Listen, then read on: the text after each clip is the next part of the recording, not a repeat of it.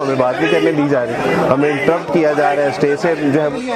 आपको तो खुश करने के लिए मैं नहीं है, आप तो मेरे पड़ोस में रहते हैं, मैं तो कभी नहीं आपको खुश करने के लिए आता हूँ। कि हमें किसी ने ज़बरदस्ती इस्लाम कबूल नहीं करवाया, बल्कि हम अपनी मर्ज़ी से इस्लाम कबूल किया अल्हम्दुलिल्लाह। हमारे जो मसाइल है, मेरी अम्मी अब्बू की डेथ हुई है, मेरे बेटे की डेथ हुई है, मुझे मिलने नहीं दिया, ये हमारे पे जुल्म था कि मैं अपनी ना वालदा को देखा है ना अपनी वालिद को देखा है। अपने बेटे को भी भाई अब्दुल वारिस के साथ जाके बड़ी मुश्किल मैंने अपने बेटे का चेहरा देखा है। मेरे भाई ने धमकी दी कि इसको कत्ल कर देंगे अगर ये यहाँ आई। ये सिर्फ गैर मुस्लिमों की तरफ से नहीं बल्कि एक इस्लामी रियासत की तरफ से भी ये हमारे लिए मसाइल खड़े किए जाते हैं। अब एक दो बच्चे भी हो गए हुए हैं, 4-5 साल भी गुजार चुके हुए हैं, अब जाके आपको याद आया है कि यहाँ पे जो है वो जबरन इस्लाम कबूल करवाया जा रहा है। हमें ये समझ नहीं आती कि बस मसीही लड़कियाँ ही इस्लाम कबूल क्यों करती हैं। भाई मैं मसीही लड़की तो नहीं हूँ। अस्सलाम वालेकुम नाज़रीन, आपका मेज़बान आबिद रहमत आपकी खिदमत में हाजिर है और आप देख रहे हैं सोशल स्टोरीज़। नाज़रीन, गुज़श्ता दिनों एक ऐसा वाक़या पेश आता है कि एक सेमिनार में बदमज़गी पैदा होती है और एक शख्स को बात करते हुए स्टेज से उतार दिया जाता है और काफ़ी लोग उसके गिर्द जमा होते हैं, उसके ख़िलाफ़ आवाज़ें भी कसते हैं। आखिर वजह क्या बनी थी और सेमिनार किस चीज़ का था, आज हमारे से वो शख्स मौजूद है और इनसे बात करते हैं इस हवाले से और जानेंगे आखिर ये वाक़या कैसे पेश आया और ये बात क्या करना चाह रहे थे कि इनकी आवाज़ नहीं सुनी गई। हालाँकि स्पेशली इनको बुलाया गया था इस मकसद के लिए, लेकिन उसके बावजूद इनकी बात नहीं सुनी गई और इनकी बात लोगों तक नहीं पहुँचने दी गई। आइए इनसे बात करते हैं और इनका आपको तारुफ करवा देते हैं। ये साबका ईसाई हैं, यानी ईसाई से इनका ताल्लुक़ था, ईसाइयत से, और ये मुसलमान हुए और अपना नाम अब्दुल वारिस गिल साहब रखा है। आइए इनसे बात करते हैं। अस्सलाम वालेकुम सर। अस्सलाम रहमतुल्लाह, आप खैरियत से हैं जी? अल्लाह का करम है अल्हम्दुलिल्लाह। अच्छा सर, क्या वाक़या क्या पेश आया था? आप तकरीर कर रहे हैं, कोई बात कर रहे हैं, लोगों को कुछ कहना चाह रहे थे कि लोग आपके गिर्द इकट्ठे हुए हैं, आवाज़ें कसना शुरू कर दी हैं और आपको ज़बरदस्ती स्टेज से नीचे उतारा गया। आखिर वाक़या क्या था? ये प्रोग्राम का जो है वो एहतमाम किया था वज़ीर मज़हबी अमूर की तरफ से, और इसमें कोई जो है वो तकरीबन तमाम मज़ाहिब के जो ज़िम्मेदारान हैं पाकिस्तान की सतह पे उनको मदऊ किया गया था, क्योंकि उनका एक एतराज़ है कि पाकिस्तान में जबरन तब्दीली मज़हब के वाक़यात जो है वो बहुत ज़्यादा बढ़ रहे हैं।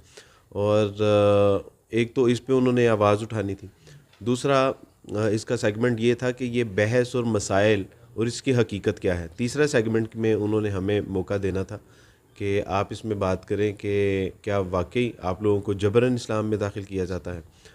तो ज़ाहिर है उसका एक वाज़ेह जवाब ये था कि बिल्कुल जबरन नहीं। दूसरा फिर टेक्निकली एक सवाल ये बनता था, फिर वो कौन से ऐसे असबाब हैं जिसकी वजह से आप इस्लाम कबूल करते हैं। तो ज़ाहिर है हमें एक टेक्निकली जो एक आपने बुलाया है, हमने पहले अपना मौक़िफ़ भी आप लोगों को वाज़ेह किया है कि ये बात करेंगे। आप लोगों ने उसकी तस्दीक की है, वज़ीर मज़हबी अमूर की जो मैनेजमेंट टीम थी, कि जी ठीक है आप यही बात करेंगे, ताकि लोगों को पता चले कि हक़ाइक़ कुछ और होते हैं। तो उस पर जब बात करने लगे तो ज़ाहिर है हाँ, मैं तो मसीह अलैहिस्सलाम को खुदा का बेटा नहीं मानता, इसीलिए तो मैंने इस्लाम कबूल किया। दूसरा ये है कि किताबों के तहरीफ़ व तबद्दुल के हवाले से जब मैंने बात की कि ये वो असबाब व मुहर्रकात हैं कि जिनकी वजह से तसलीस है, क्रूसिफिकेशन का अकीदा है, तहरीफ़ बाइबल का एक मसला है, तो इसको जो है वो एक गलत रंग देने की कोशिश की कि ये तौहीन मज़हब है। पर अगर ये तौहीन मज़हब है तो बाइबल तो ख़ुद कह रही है ना कि खुदावंद अपने खुदा के कलाम को इन्होंने बिगाड़ दिया। बाइबल में हिज़किय्येल में आप जाइए, वहाँ पे वाज़ेह तौर पे आपको मिलेगा मसीह अलैहिस्सलाम खुदा के बेटे हैं, वो इनका अकीदा है। कुरान ने कहा है कि ये एक ऐसी बात है कि जिससे अल्लाह सुब्हानहू व तआला का गज़ब को दावत देने के मुतरादिफ़ है। तो ज़ाहिर है मैंने तो ये बात, लेकिन इसको गलत रंग देने की कोशिश की गई। कोई शरपसंद अनासिर थे और उन्होंने जो है वो, और ये पहली बार प्रोटेस्ट नहीं हुआ था उस प्रोग्राम में, इससे पहले 2 बार प्रोटेस्ट हो चुका था। आपके साथ वाक़यात पेश आ चुके पहले भी? नहीं, इस प्रोग्राम में 2 बार पहले भी उन अहबाब ने ये जो है वो इस तरह का हंगामा आराई की, मेरी गुफ्तगू से पहले भी। तो मेरी गुफ्तगू के दौरान ज़ाहिर है कि मैं एक न्यू मुस्लिम था और उनके लिए नाकाबिल बर्दाश्त था कि भी एक ऐसा शख्स जिसने इस्लाम कबूल किया उसको ला के हमारे सामने खड़ा कर दिया गया। सर, आलमी सतह पे ये प्रोपेगेंडा किया जाता है कि पाकिस्तान में ख़ास तौर पे ज़बरदस्ती ख़वातीन को, ख़ास तौर पे ख़वातीन को मुसलमान किया जाता है या और लोगों को मुसलमान किया। क्या वाकई जबरन इस्लाम में दाखिल किया जाता है पाकिस्तान में? नहीं, ये महज प्रोपेगेंडा है और बिल्कुल बेबुनियाद प्रोपेगेंडा है, इसकी कोई हकीकत नहीं है। मैं भी, यानी उस दिन यही हुआ ना कि सुबह से लेकर दोपहर तक हमें यही सारी स्टोरी सुनाई गई कि जी वहाँ पे 10 साल की बच्ची को जबरन जो है वो इस्लाम कबूल करवा दिया गया, जबरन उसकी शादी करवा दी गई, इस्लाम के जो है वो अखलाकी मामलात और उसकी तालीमात के ऊपर एतराज़ किया गया, इस्लाम के निज़ाम के ऊपर, मुसलमानों के ऊपर एतराज़ किया गया, पाकिस्तान के कानून पे एतराज़ किया गया। हम समझे कि जी ये तो बड़ा फ्रीडम ऑफ एक्सप्रेशन वाला जो है वो प्रोग्राम है, तो यहाँ तो सुबह से लेकर दोपहर तक यही स्टोरी जो आप बता रहे हैं ना, यही सुनाई गई। जबकि कहते हैं कि हमें ये समझ नहीं आती कि बस मसीही लड़कियां ही इस्लाम कबूल क्यों करती हैं। भाई मैं मसीही लड़की तो नहीं हूँ, मेरा भाई तो मसीही लड़की नहीं है। मैं रात को अलामा इब्तिसाम ज़हीर साहब के उन्होंने हमें इनवाइट किया हुआ था, वहाँ एक प्रोग्राम था हमारा, वहाँ 150 के करीब बच्चे थे, वो बच्चियाँ तो नहीं हैं। तो ऐसे हक़ाइक़ से अपनी नज़रें चुराना ये मुनासिब नहीं है और ये ज़्यादती है, ये सरासर ज़्यादती है। और मैं समझता हूँ कि इसमें हुकूमत को भी एक्शन लेना चाहिए कि अगर यहाँ ऐसे कुछ कवानीन यानी आप बनाने के हवाले से इतनी तगोदो कर रहे हैं, इतनी जो है वो लॉबिंग कर रहे हैं, उसके हवाले से लेजिस्लेशन की तरफ आप जा रहे हैं, तो जो स्टेक होल्डर हैं यानी हम उसके स्टेक होल्डर हैं। नॉन मुस्लिम की तरफ से ये इल्ज़ाम है कि हमारे बच्चों को जो है वो जब ज़बरदस्ती इस्लाम कबूल करवाया जा रहा है, वो कौन है? वो हम हैं।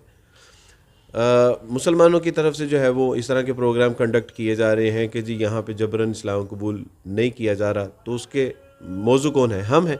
तो हम स्टेक होल्डर हैं। भाई हमसे पूछा जाए कि actual what is the problem in this case, हमसे पूछा जाए कि इस तरह के जो है वो कवानीन के पीछे हरकत व मुहर्रकात क्या हैं। इस तरह के कवानीन पूछने से पहले हमारे तासुरात, इजहार, हमारी जो है वो गुजारिशात को जो है वो मद्देनज़र रखा जाए।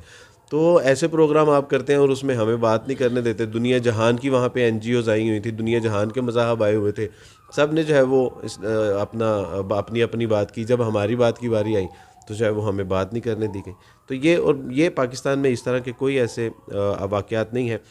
आपने देखा होगा मसलन, हमने देखा है चीदा ऐसे वाक़यात हमारे सामने आते हैं और आए दिन बाकायदा एहतजाज भी किया जाता है कि जी देखें जबरन जो है ना मुसलमान किया जा रहा है, केसेस भी चले हैं अदालतों में। क्या वाकई ये प्रोपेगेंडा मौजूद है? ये इस तरह के आपको कुछ अपना जो है वो एक्सेप्शन इज़ ऑलवेज देयर, इस्तिस्नाई सूरत आपको पता है कि हर कहीं होती है।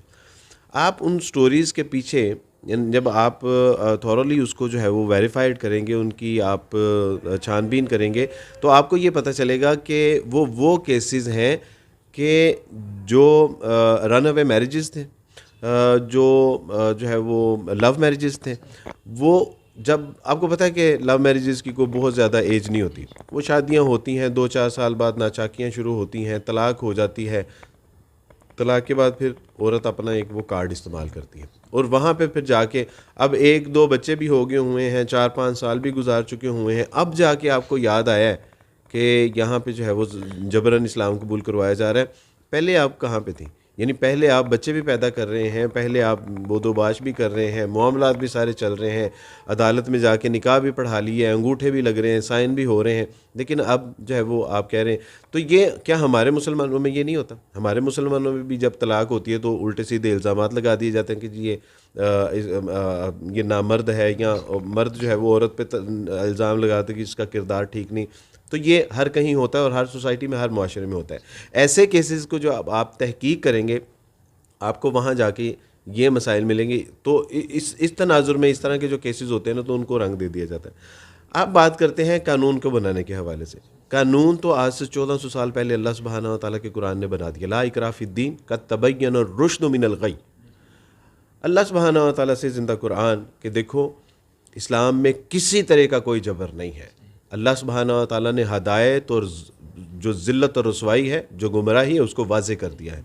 कानून बना है हमारा 222 जो है वो 27 आर्टिकल जो है उसके तहत है कि भी आप जो भी कानून बनाएंगे वो कुरान और सुन्नत के तो ये तो कुरान और सुन्नत का कानून है, आप इसको बिल्कुल इम्प्लीमेंट करें। मैं आपके तवज्जो से अपने मसीही बहन भाइयों को ये पैगाम देना चाहता हूँ कि जहाँ कहीं आपको लगे कि किसी मुसलमान ने जबरन किसी गैर मुस्लिम को जो है वो मुसलमान किया है, हम आपके साथ हैं। हम आपके साथ आपकी आवाज़ बनेंगे, आपका हाथ बनेंगे, आपके बाजू बनेंगे। हम आपके साथ जो है वो एहतजाज करेंगे और उस शख्स को कैफरे किरदार तक पहुँचाएँगे। हम आपके साथ खड़े हैं। अगर आपको लगे कि आपकी बच्चियों के साथ कोई जबरन शादियाँ कर रहा है, आप हमें बताएं। हम आप पूरी कौम, पूरी मिल्लत आपके साथ खड़ी है। हम तो इस कानून की मुखालफत नहीं कर रहे, हम तो इस कानून के हक़ में हैं, लेकिन ये प्रोपेगेंडा करना कि ये जो है यहाँ पे बहुत ज़्यादा इस तरह के केसेस हैं और बहुत ज़्यादा जो है उसकी भरमार है, ये झूठ है। और मैं गुजारिश करना चाहूँगा कि ये जो प्रोपेगेंडा का हमें हिस्सा नहीं बनना चाहिए। गैर मुल्की क़ुव्वतें हैं, गैर मुल्की ताकतें हैं जो पाकिस्तान को गैर मुस्तहकम करना चाहती हैं, इसका अमन व अमान तबाह व बर्बाद करना चाहती हैं। तमाम गैर मुस्लिम और मुसलमान जो मिल जुल के बोदोबाश कर रहे हैं, इनमें जो है वो एक तसादुम की सी कैफियत पैदा करना चाहती हैं, मजहबी मुनाफरत पैदा करना चाहते हैं, ताकि मुल्क पाकिस्तान का जो है वो सुकून और अमन जो है ये तबाह व बर्बाद हो और उसके बाद फिर पाकिस्तान के ऊपर जो है वो इंटरनेशनली सैंक्शंस जो है वो लग सकें। आखिरी सवाल है, क्या आपको जबरी मुसलमान बनाया गया, और फिर जब आप मुसलमान हुए तो आपके घर वालों का रिएक्शन क्या था, या आपके जो लोग थे उनका रिएक्शन क्या था? नहीं, जहाँ तक जबरी इस्लाम कबूल करने वाली बात है तो ये तो बिल्कुल गलत है। लेकिन मेरे बारे में ये कहा जाता था कि हमारे बच्चे को बहकाया गया है, धमकाया गया है, डराया गया है, लालच दिया गया है, ये सारे इल्ज़ामात लगे। लेकिन जब मुझे पता चला तो मैंने कहा कि उसको भी पता है कि मेरी शादी है, इसको भी पता है कि मेरी शादी है, बस मुझे ही नहीं पता कि मेरी शादी है। तो ये एक अजीब मामला। तो मैंने कहा सारे कह रहे हैं कि जी मुझे जबरन इस्लाम, मुझे ही नहीं पता कि जबरन इस्लाम कबूल कर। तो बिल्कुल ऐसी कोई बात नहीं है। मुझे आप बताइए कि जबरन इस्लाम कबूल करने की लाइफ क्या होगी? 1 दिन, 2 दिन, 1 साल, 2 साल, 10 महीने, इतनी होगी, और उसके बाद वो बेचारा जो है वो किसी न किसी तरह से फ़्लाइट कर जाएगा। हमारे इदारे यहाँ पर अल्लाह सुब्हानहू व तआला की तौफीक से थाने हैं, कचहरियाँ हैं, हमारी एजेंसीज़ हैं, हमारी फ़ौज हैं, यानी क्या ये हमारी बात नहीं सुनती? या इनको नहीं पता कि हमारी सोसाइटी में, हमारे मुआशरे में क्या हो रहा है? या कोई अपनी दाद रसी के लिए जब इनके पास जाएगा तो क्या हमारे इदारे इनकी बात नहीं सुनेंगे? आज तो यहाँ पे जो है वो एक कुत्ता गुम हो जाए तो पूरे पाकिस्तान में सोशल मीडिया के ज़रिए जो है वो शोर मचा दिया जाता है, और एक बच्चा, एक बच्ची को जबरन इस्लाम कबूल करवा दिया तो वो खामोशी से बैठे रहे हैं और जो है वो ज़िंदगी गुजारें कि जी मैं अब जबरन। तो ऐसा मुमकिन नहीं है, और ना इस्लाम का मिजाज ही नहीं है। फ़र्ज़ करें कि अगर कोई इस्लाम कबूल जबरन करवा रहा है तो उसकी अटेंशन क्या होगी? वो तो सवाब के लिए कर रहा है ना, आखिरत की कामयाबी के लिए कर रहा है ना। तो क्या उसको ये नहीं पता कि इस्लाम में तो ये गुनाह है, किसी को जबरन इस्लाम कबूल करवाना? ये तो इस्लाम में गुनाह है, इसकी नफ़ी की है, अल्लाह सुब्हानहू व तआला ने इसकी ममानियत की है। रसूलुल्लाह सल्लल्लाहु अलैहि वसल्लम से ज़िंदा हदीस कि अगर तुम लोगों ने गैर मुस्लिमों के साथ किसी ने अगर ज़्यादती की, हशर वाले दिन मोहम्मद उसकी तरफ से वकील बतौर पेश होंगे।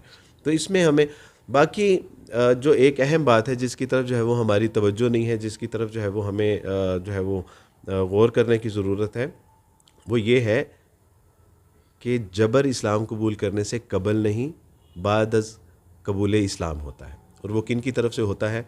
वो होता है एक न्यू मुस्लिम पेरेंट्स की, न्यू मुस्लिम के पेरेंट्स की तरफ से, उनकी कम्युनिटी की तरफ से, उनके जो है वो मजहबी रहनुमाओं की तरफ से, उनकी सोसाइटी की तरफ से उनके बच्चे छीन लिए जाते हैं, उनकी अमलाक से महरूम कर दिया जाता है, उनके जो है वो झूठे मुकद्दमात में जो है वो उनको फंसा दिया जाता है, सोशल बाइकआउट कर दिया जाता है।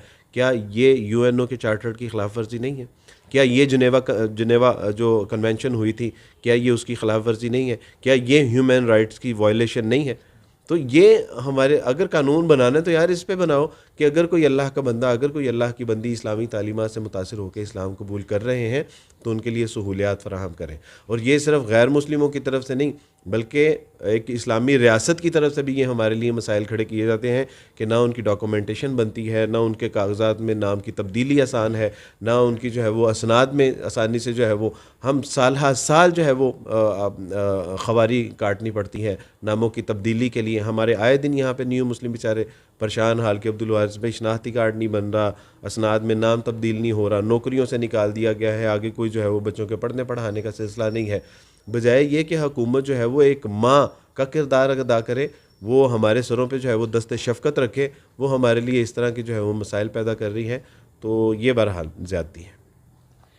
तो नाज़रीन, आपने सुना है जो सोशल मीडिया पे आलमी सतह पे ये प्रोपेगेंडा किया जाता है कि जबरी तौर पे पाकिस्तान में मुसलमान बनाए जाते हैं, हालांकि ऐसा कुछ भी नहीं है। ख़ुद मुसलमान होने वालों का ये मौक़िफ़ है कि हमें कोई जबर हम पे नहीं किया गया, और इस हवाले से वो दो टोक मौक़िफ़ रखते हैं। लेकिन अफसोस ये है कि आज के हमारे मुसलमान ख़ुसूसन पाकिस्तान में ऐसी NGOs जो हैं वो सुनने के लिए तैयार नहीं है, बात लोगों के सामने नहीं रखती, कोई ऐसा मामला नहीं है। और जो ऐसे वाक़यात रूनमा होते हैं, पेश आते हैं, उनके पीछे हकीकत कुछ और होती है, यानी ज़ाती मसाइल को मजहबी रंग देने की कोशिश की जाती है और फिर पाकिस्तान को आलमी सतह पर बदनाम करके उस पर पाबंदियाँ आयद करवाने की कोशिश की जाती है। तो इसी के साथ नाज़रीन अपने मेज़बान आबिर अहमद को इजाज़त दीजिए और देखते रहिए सोशल स्टोरीज़। अल्लाह ने के बाद।